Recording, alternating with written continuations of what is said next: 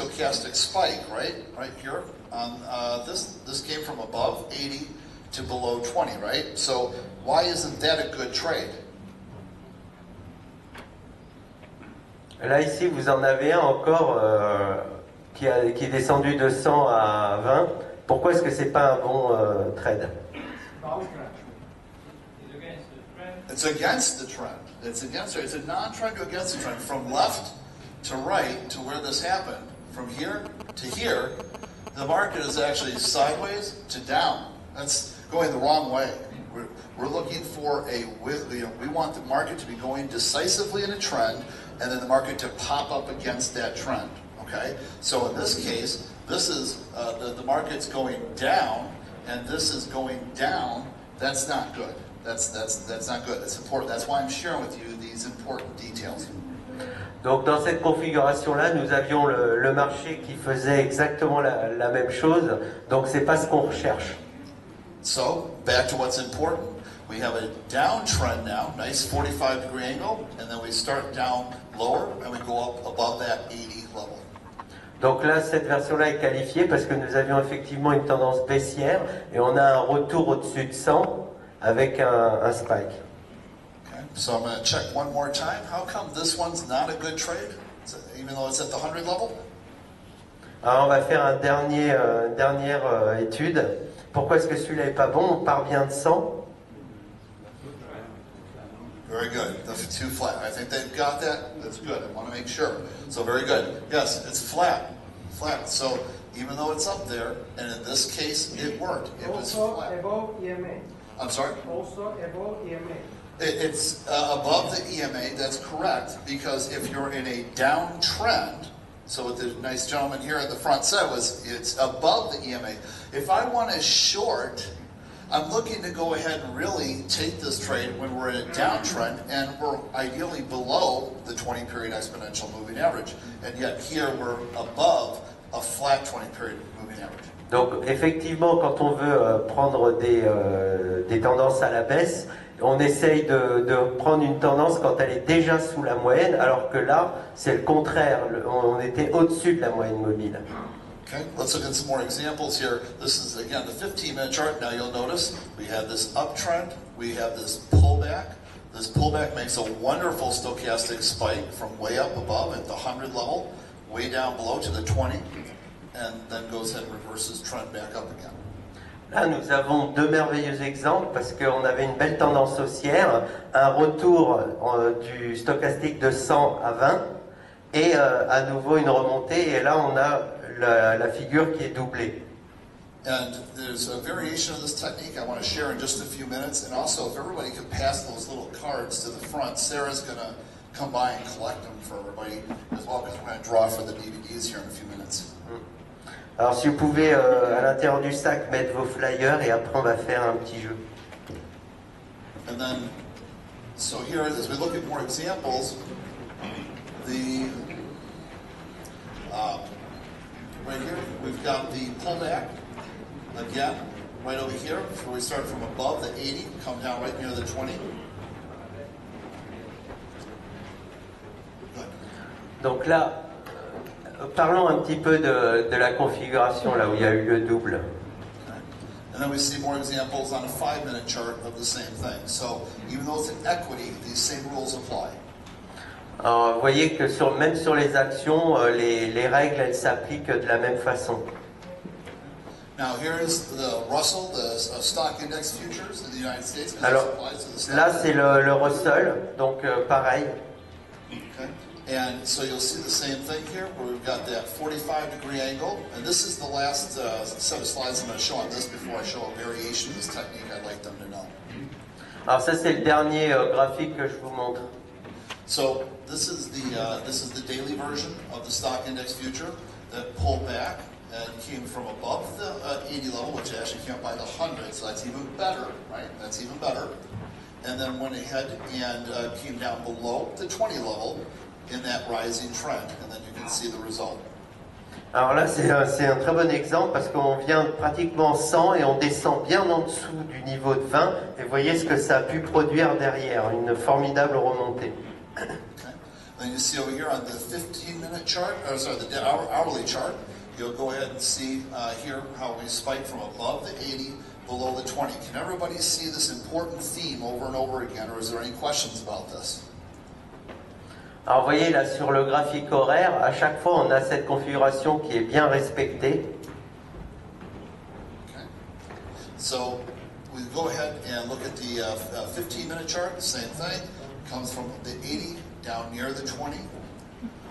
Pareil, même chose hein, sur le graphique en 15 minutes, on vient bien de plus haut que 100, on descend vers le niveau des 20. And what's interesting to show you about this, notice that this one started at 80 and came down just above the 20. So it had good movement, but not great movement. Et regardez celui-là, là, le premier du 15 minutes, lui il est parti en étant tout près du 80 et il est venu tout près du 20. So while you'll notice the next 15-minute bar did go up, overall it took roughly an hour and a half for this to really start getting going again. Et là, si on regarde le temps, il s'est à peu près écoulé 1h30 avant que ça se produise. Now, look at what happened right after that, though, when we came from up near the 100 level, way up at the 100, all the way down below the 20. Look how fast it immediately got up and just went, 45 minutes, went straight up thereafter. Et sur le deuxième exemple du graphique 15 minutes, vous apercevez que là, il est descendu assez rapidement, il est parti très haut de plus de 100, il est descendu bien en dessous de 20, et là, ça a été fulgurant la remontée. So does everybody see the quality difference between a smaller pullback and a much larger pullback? Vous voyez bien la différence qu'il y a entre un tout petit pullback et un gros pullback. Everybody understand? C'est OK? Okay. All right. So good. These are the important differences that make trades more successful or less successful. Et c'est ces petites différences qui font que les trades vont être des petits gagnants ou des gros gagnants. Okay. So then we have one more example over here on the far left. I just want to show that, and now I want to go ahead and show a variation of this technique. Alors voilà le dernier. Donc on va parler maintenant du deuxième dont je vous ai parlé. So you're welcome to take a snapshot of this as well from my perspective. Not responsible if I get in trouble later. So basically what we also have is a variation of this technique referred to as a half spike. Okay? Now, a half spike, as its name implies, is a spike that starts from above that 80 or below that 20 level, but doesn't make it all the way to the opposite extreme. Alors comme son nom l'indique, c'est un demi-spike, donc ça veut dire qu'en fait on va partir pareil, même règle, on va partir de au-dessus de 80 ou d'en dessous de 20, mais il est beaucoup plus faible, il va faire un peu plus de la moitié. Now, the reason why we might see a half spike, by the way, did you get everybody, sir? I'm going to make Philip draw so that I don't get in trouble. Je veux pas noyer Philippe, comme ça j'aurai pas de problème. Everybody else can be mad at him if they don't win. So, go ahead and tell him that too. Je voudrais pas que y a des gens qui gagnent pas à cause de lui. So, but basically, the reason why, again, the half spike is important because sometimes in the strongest trends, the market only pulls back a little bit because it's so strong, it shoots right back into the direction of the trend. Alors cette configuration est très importante parce que de temps en temps le marché est tellement puissant qu'en fait il ne va pas faire tout à fait le retour comme on avait dans les exemples que je vous ai montrés précédemment, mais il est tellement puissant que là il va faire juste un tout petit retour rapide pour ensuite reprendre la tendance originale. So all the other things are basically the same. It's a 411 stochastic. It's the close of the spike bar, but the difference is that usually the range is going to be between 30 and 70. Alors les règles sont à peu près les mêmes, on a toujours pareil le stochastique 4 à 1, le stochastique rapide, simplement on va plutôt avoir on va plutôt être dans le range des 30 ou 70 au lieu d'être dans le 20-80. But everything else is basically the same. The way I take profit on it, it's a trailing stop. the way I take a loss, it's a predefined loss number, or beyond the 20-period exponential moving average. All the other factors are basically the same down here. Par contre, tous les facteurs de gestion de position sont les mêmes. Pour mes stops, je sors avec un nombre fixe. Pour les profits, je sors avec un trailing stop. So now I want to introduce you. Before I didn't want to highlight these because I wanted to focus you on the full spikes, because those are usually my favorite spikes. En fait, je vous montre tout ça parce que je voudrais que vous ayez un focus sur les bons par rapport aux mauvais. But even as you see here, sometimes early on in a trend, it will only pull back into that mid-range before it takes off again. Not until it gets a little bit later in the trend will it pull back for a full spike. Alors dans ce cas-là, on a un exemple, on vient simplement au milieu du range et hop, on repart tout de suite en tendance. And you see that this right here is the Aussie yen. Anybody trade Forex? Okay. Est-ce que des gens traitent sur le Forex? Okay. So for all of you that trade Forex, this is the Aussie yen. This is a daily chart, hourly, 15 and 5 minute of the Aussie yen. And c'est le dollar australien contre l'yen. And you'll see how each one of these, the daily, the first pullback was actually more of what I refer to as a half spike on each one of these charts before a full spike came out. So everybody see that? Alors dans tous ces graphiques-là, ce qu'il y a d'intéressant, c'est qu'on a un demi-spike avant d'avoir un spike complet. So does everybody understand the importance then of why we want to also look, especially earlier in a trend, after the first several bars, why we first want to look for the first pullback in this mid-range? Alors vous voyez l'importance en fait de reconnaître ces signaux-là parce que ça permet de nous repositionner rapidement dans une tendance. Oui? Yes. Pour le bénéfice, s'il repasse au-dessus, s'il attend la méthode. Non, il avait dit un trailing stop pour les bénéfices. The guy asked, how do you take your benefit? The trailing stop. Voilà, c'est comme il a dit au début, c'est le trailing stop qui permet de sortir. Le trailing stop, c'est un stop qui suit et qui monte plus la tendance, plus on passe le temps.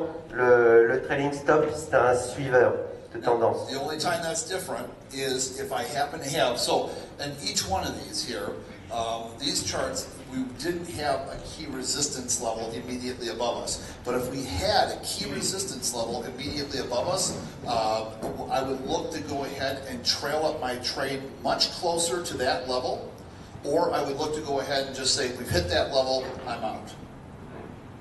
Alors, en fonction de comment est placé ce niveau de résistance, où je vais resserrer un petit peu plus mon stop suiveur parce qu'on se rapproche de ce point important, ou alors si je vois que ça va passer, je sors, ça passera pas, je vais sortir directement sur ce niveau de résistance. Okay. So we can see, different examples on different time frames in the Aussie yen of this in action, and we can also then see why I first look for a half spike and then a full spike. Alors à chaque fois vous avez, comme j'ai montré ces graphiques sur différentes échelles de temps, et c'est important de voir ce que ça produit, les signaux, le high spike ou le spike normal. Parce qu'à chaque fois vous apercevez, quand on a le half spike, on a derrière une tendance qui peut être même beaucoup plus forte. Does that concept make sense to everybody? The half spike and the full spike. Does this make sense? It's important because it's a wonderful trade tool that I've used to win these trading competitions, that I use in my own personal trading, but it's important that you understand it. So it's a great chance to ask me a question if you have one. Alors, moi je voulais m'assurer que ça prenait bien du sens pour vous, parce que moi ces configurations-là, je les utilise pour mon propre trade, je les ai utilisées aussi durant la compétition de trading, donc est-ce que vous avez des questions si c'est pas clair pour vous? It's a lot easier to ask when I have a translator. Quel est l'usage des histogrammes au milieu de... What is the use of your histograms in the middle of the graph? Okay, this is what I wanted to say. For today, I want just to give you free things. Many people want to sell you many things. I want to give you something that you can use today for absolutely free. You don't have to pay anybody for anything. This is a proprietary set of tools here I didn't want to even focus on because I didn't want you to feel you had to buy that. Il nous a expliqué aujourd'hui, il veut montrer des outils gratuits. En fait, ça c'est un indicateur propriétaire, donc comme on n'est pas là pour ça, pour parler de ces indicateurs et puis qu'il ne souhaite pas forcément les vendre aujourd'hui, c'est un truc personnel. Sometimes it's nice to get something good for free, right? Le niveau d'entrée, lorsque le stochastique, la ligne, à quel moment vous rentrez? He wants to ask the level of entry when the stochastic hit the target. The level of stochastic. No, he wants to know when do you enter the trade when the stochastic hit the predetermined level. Yes, when it's at the close of that bar. So the entry is at the close of the stochastic bar. L'entrée se fait sur la clôture en fait. Dès qu'on a la condition qui est faite, on rentre sur la clôture. Now the only exception to that, there's one exception, is if you're trading something like an ETF or an equity, a stock, what you'll want to do is take this trade usually, from my perspective, the right before the close of today, so that, because it's often what will happen is the next morning it will just gap up and then you miss all that profit opportunity. Alors donc l'exception, c'est quand vous avez un ETF ou une action, en fait il faut essayer de se positionner au plus proche de la clôture parce que le lendemain il va y avoir un super gap où ça va être un mouvement où vous n'aurez pas les moyens de rentrer dedans. But for Forex, for futures, things like that, it's usually just the close of the last bar. Make sense? Alors sur du forex ou des choses qui tournent de façon un peu plus large que les actions, pouvez rentrer à la clôture, après la clôture. That's nice. Okay, great. So, I guess what we're going to do is, Phil, we're going to get you in trouble. What I'm doing is I'm going to give you guys, somebody here is going to win my set of DVDs here right now. I take one. Yeah, you take one. So everybody else who didn't win, it's his fault. Sanchez. All right. Sanchez. So, okay. So who's Sanchez? You sure you're Sanchez? Maybe is there another Sanchez? Okay, come on up. Come here. So, if you want, this needs to right here. You can have all of them individually or the two of them into here, so you can take it home easier. Makes sense, huh? There you go. Very nice, Sanchez. Very good. Congratulations. So as we go ahead, we look now. Just a few more examples. This is Netflix, okay? And with, Quelques autres exemples, là c'est Netflix. so here you'll see the half spike where we came from above the 80, came down into the mid-range. Alors là vous voyez le half spike qui s'est fait après le trading range. Then you see another example over here. So you still see many full spikes, right? You still many full spikes on the daily, the hourly, the 15-minute chart. But here you see half spikes. Now that I've pointed them out to you, you can start to see those. So these equal more trading opportunities. Alors là il y a quand même pas mal d'opportunités hein, sur les graphiques, on le voit, les half spikes qui sont plutôt bons. Yes. How do you determine this is a half spike? Maybe it will continue and be a full spike. Yep, great question. So first of all, the first part of that answer is how far into the trend are we? If the trend only started 4 or 5 or 6 bars ago, where we started getting that 45-degree angle, it's much more likely to go ahead and start out as a half spike, which is one of the reasons why we show this technique. Si ça fait 4, 5 ou 6 bars avant, on aura une plus grande probabilité d'avoir un half spike. Oh, okay. Okay. Comment? So, Do you take the spikes when we break out the green moving average? the green moving average. Which green moving average? There's a couple of green. C'est la verte ou la bleue en fait que vous voulez? The one above. The moving average above. No, the second chart I think. Here. Ouais, c'est là la question. Okay. So, are you saying, can you take this one here? Yes. That This- was the question. Yeah, this one went ahead and closed basically right at the speed lines, just a few ticks above the speed lines. So from my perspective, this one is still eligible to go ahead and be taken from my perspective, okay? Because it's basically at the speed lines. Now, if this bar had closed way up here, then no.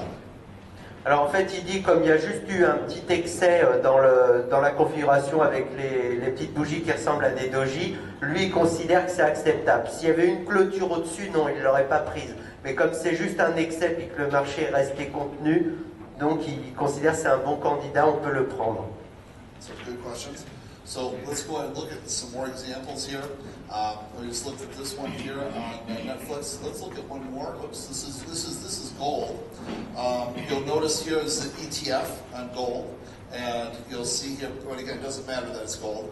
We came to the midpoint here, and then we went ahead and we popped up right after that. Alors c'est un ETF, c'est un certificat sur l'or. And then, of course, we have more examples of this as well. So this 30 to 70 range, is an alternate trade for this. It's typically speaking considered a more aggressive trade than the full spike trade, but it is another opportunity to go ahead and utilize this technique.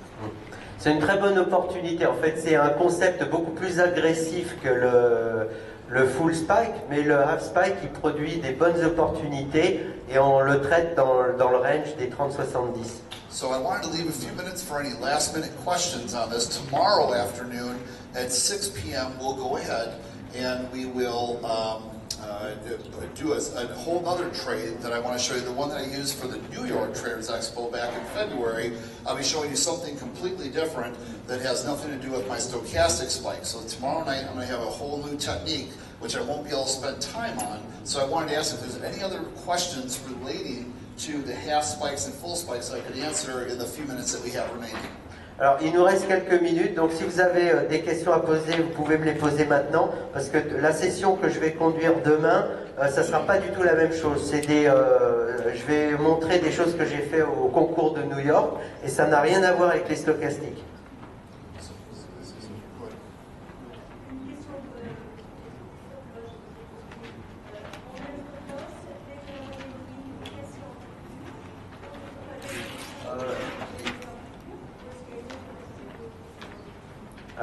The lady wants to ask you if you only put the stop loss above the moving average, or do you use several techniques? Yeah, there's two different ways. Now, most instruments, like for instance, like the S&P futures, most traders, like on an intraday basis, use a 6 to 12 tick stop. En fait, ça dépend du marché. Il dit que sur le S&P, il utilise un truc à 60 ticks. So, what happens is 6 to 12 ticks. So, what you can do, if the 20-period exponential moving average... Excusez-moi, 6 à 12 ticks. 6 à 12 ticks. J'avais cru 60, en fait, il a dit 6 to 12 ticks. Okay. So, what happens is, if this were the S&P and this 20-period exponential moving average is 30 ticks away.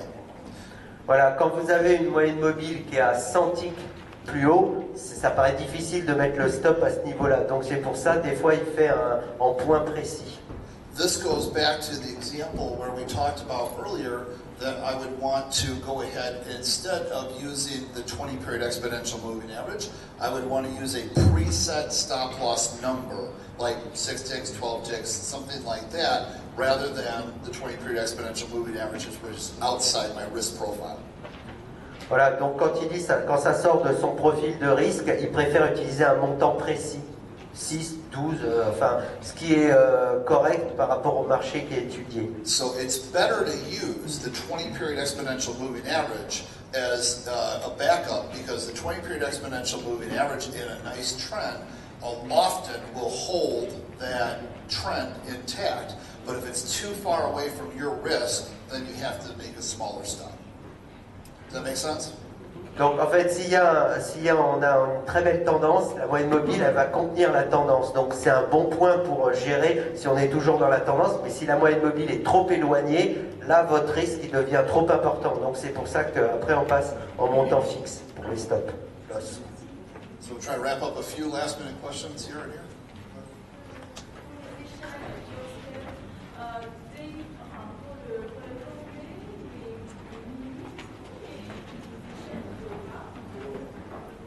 Bah, il a dit, hein, il y a, par là c'est du 5. Ouais. Moi non plus, je comprends pas votre question là. Ouais.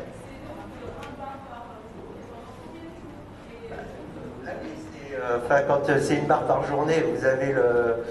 Là, vous l'avez, vous avez un mois et quelques là, par exemple.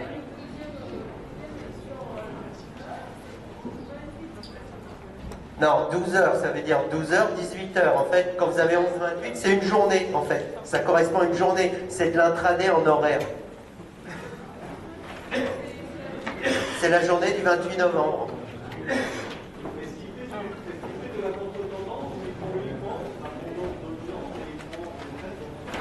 Non, mais c'est ce qu'il a expliqué au début. Au début, il a dit qu'il veut utiliser une technique qui s'utilise en contre-tendance, mais justement pour pouvoir choper des points où il y a un retournement, où on fait un petit excès dans une tendance aussi, on fait un petit retour, et hop, il veut attraper ce petit retour pour se remettre dans la tendance. Donc c'est pas une technique de contre-tendance. So, since we're at the end of our time, I just want to thank all of you for being here. Also, tomorrow night we're going to go ahead and do another drawing for the videos, so everybody missed today. Thank you. Ouais, je voudrais remercier tout le monde et demain on fera à nouveau un petit tirage pour donner une vidéo à quelqu'un.